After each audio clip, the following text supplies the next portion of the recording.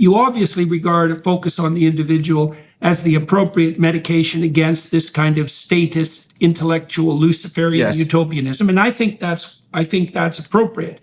But I want to know what your vision of an alternative is, and why you adopted that particular vision.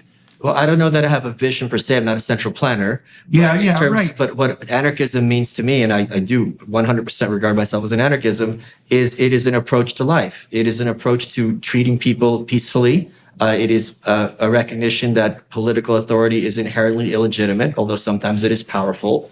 And it is regarding our existence as an amazing opportunity, and to live life to its fullest, and to realize that to take that away from somebody else is a huge, moral outrage. So that is kind of what anarchism means to me. Okay. And Rand was asked at one point, she goes, if I had to sum up my worldview, or whatever term she used, in one word, it would be this: individualism. So yes, that is exactly. Yeah, so that's where, okay. Yes. So let me delve into that a little bit. But it's also just important because, Berkman and Goldman, there's this boomer idea that more government is left-wing and less government is right-wing, and it puts Goldman and Berkman on the right wing. It's just this weird thing because they want Hitler to be a leftist because their right wing is good, Hitler's bad, Hitler's a leftist, that kind of mindset.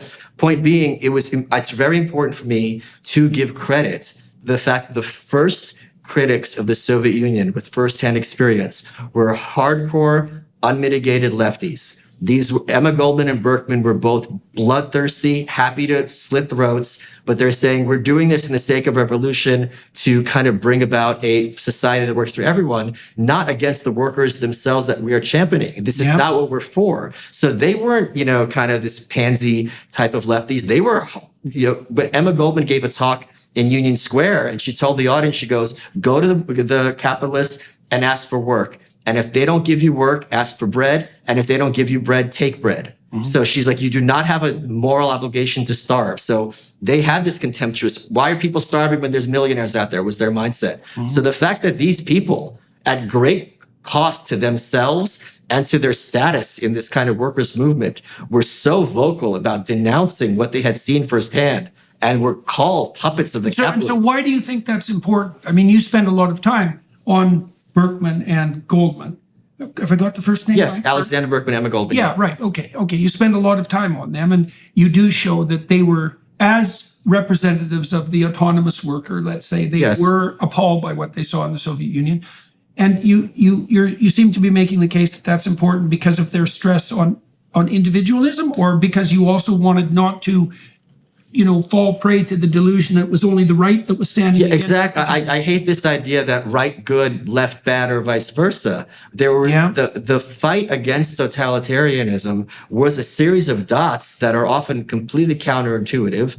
And I think it's very important historically when people fight, these individuals who fight against this kind of atrocities, that they give the credit that they're due. Okay, so you're looking at something like attempting to replace the right-wing versus the terrible communists narrative with something more like people who are concerned with the individual against the collective. Okay, fine. I see. Okay, so now I reread Ayn Rand's books, The Fountainhead and Atlas Shrugged. Yeah.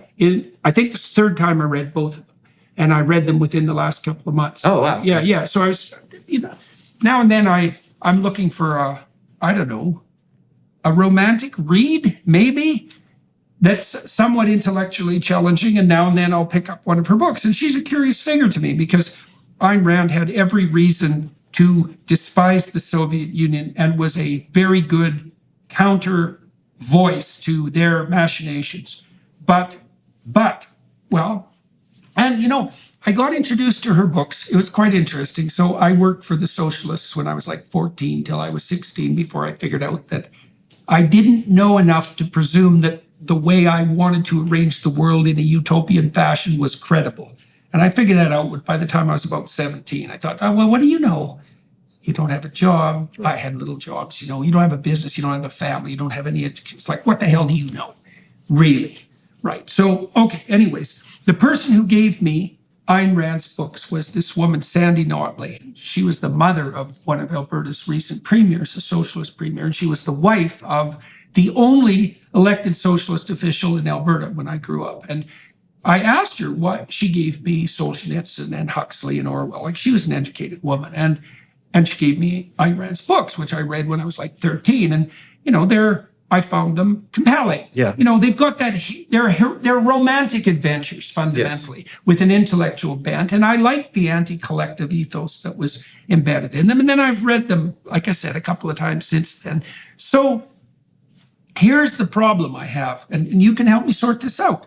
Like, I certainly agree with you that a society that isn't predicated on something like recognition of the intrinsic and superordinate worth of the individual is doomed to catastrophe, right? And so, but here's the rub as far as I'm concerned, and this is what I really had a problem with, especially this time when I went through Rand's books. It's like John Galt, for example, and Francisco d'Anconia, who's the architect? Howard Rourke. Rourke. Her heroic capitalists, essentially. They're not precisely heroic capitalists. They're heroic individualists who compete in the free market.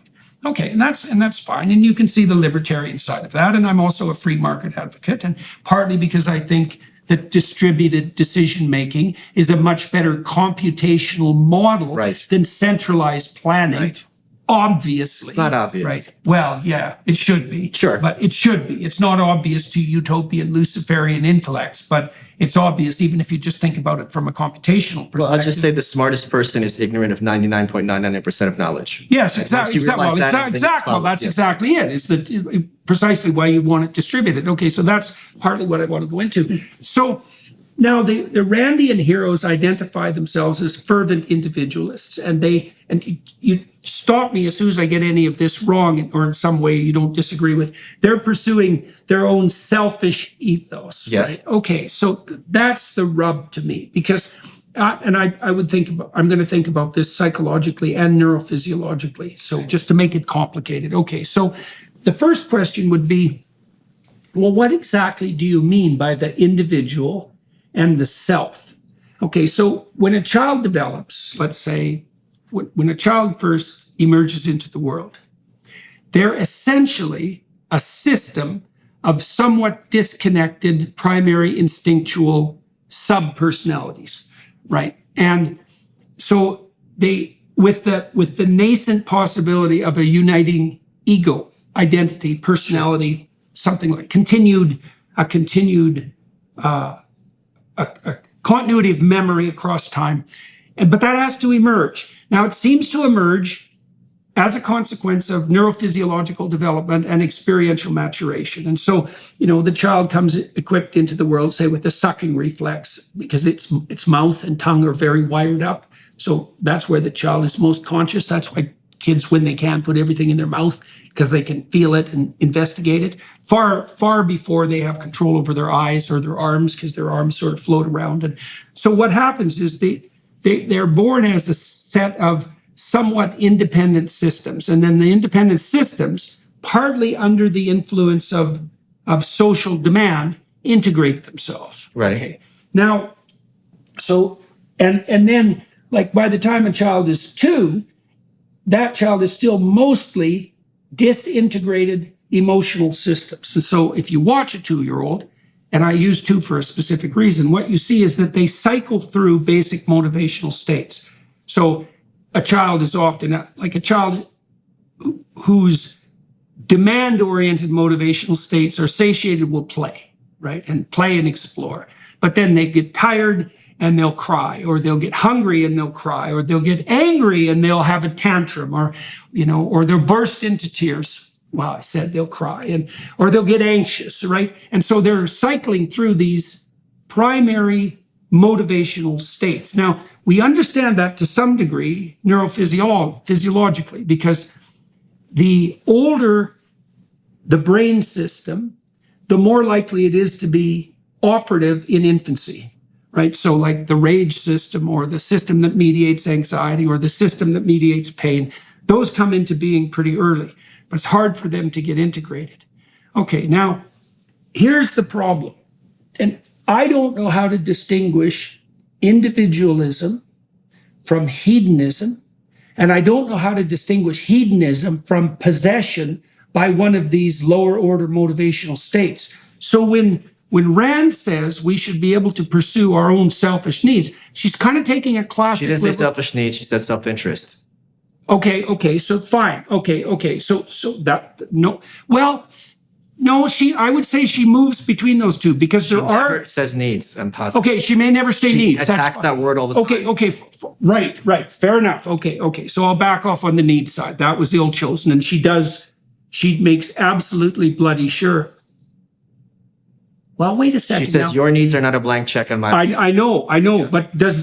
but she doesn't. Does she say simultaneously that I have no right to pursue my needs? She doesn't use that word. She says you pursue your self-interest to the best of your abilities. Okay, but she also uses the word selfish. Yes. Okay. So fine. In a very idiosyncratic way. Right. Okay. Right. Absolutely.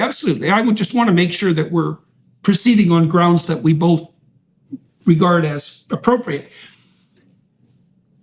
So the liberal types, the Scottish liberals, believe that if people were encouraged to pursue their self-interest, that would produce a self-regulating system. Now, Rand seems to accept that as a proposition. Yes? Yes. So if people are freely able to pursue their self-interest, then a system of free exchange will emerge out of that has the appropriate qualities of governance. Yes, she says this explicitly on Donahue. She was asked, you're saying that if people pursue their own self-interest, there wouldn't be any oppression, there wouldn't be war, there wouldn't be any Hitler, because should they be less? And she goes, there wouldn't be any. Yeah, well, look, when I'm negotiating with someone for a business deal, let's say, or, when I'm trying to formulate a strategy that enables me to work happily together with someone over the long run, I'm hoping that they'll be thrilled with the deal. Like, I'm not trying to win. Of course. I think, well, I would like to set you up in a situation so that you could pursue our mutual goals completely of your own accord. And then I don't even have to watch you, right? Because you're doing things for whatever reasons you have. But this is the thing. This is what I don't quite understand, is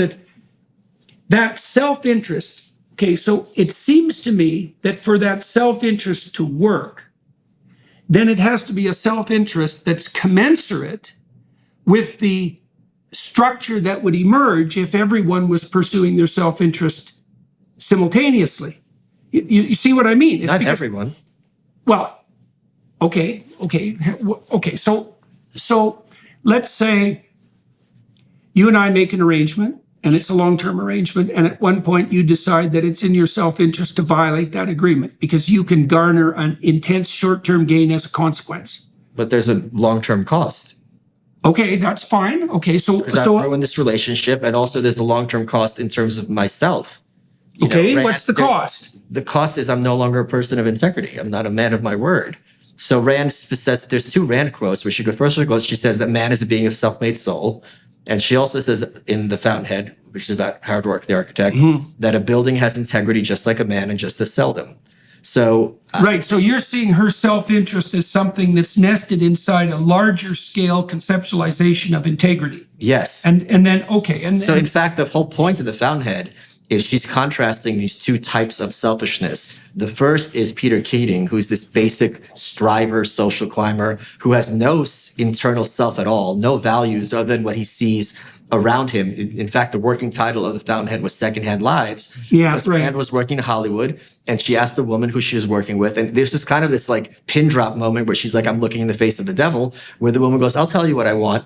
If someone has a cloth coat, I want a fur coat. If you have one car, I want two. If your house is 500 square feet, I want a 1,000 square foot house. And Rand is like, oh my, she's like, this is evil. Someone who has no self and whose values are strictly a function of the values of those around her. Right, but okay, hold on. As opposed to Howard Roark, who is selfish in the sense that he pursues his own goals and values in accordance with his moral code. And I think those are the two definitions of selfish. I know that. Okay, so let's still fine. So let's still certainly Keating is portrayed in Rand as nothing but he's the kind of social climber who will do anything to gain comparative status in his profession. But he will never be able to tell you why he wants the status. What is he going to do with it? It's kind of just in and of itself good, but he doesn't, has no values. Well, okay, so that's the thing that's interesting to me, because I don't think that it's appropriate to presume that the mere search for social status is not self-interest. Now, I know you're making a more sophisticated argument than that, but I want to elaborate it completely.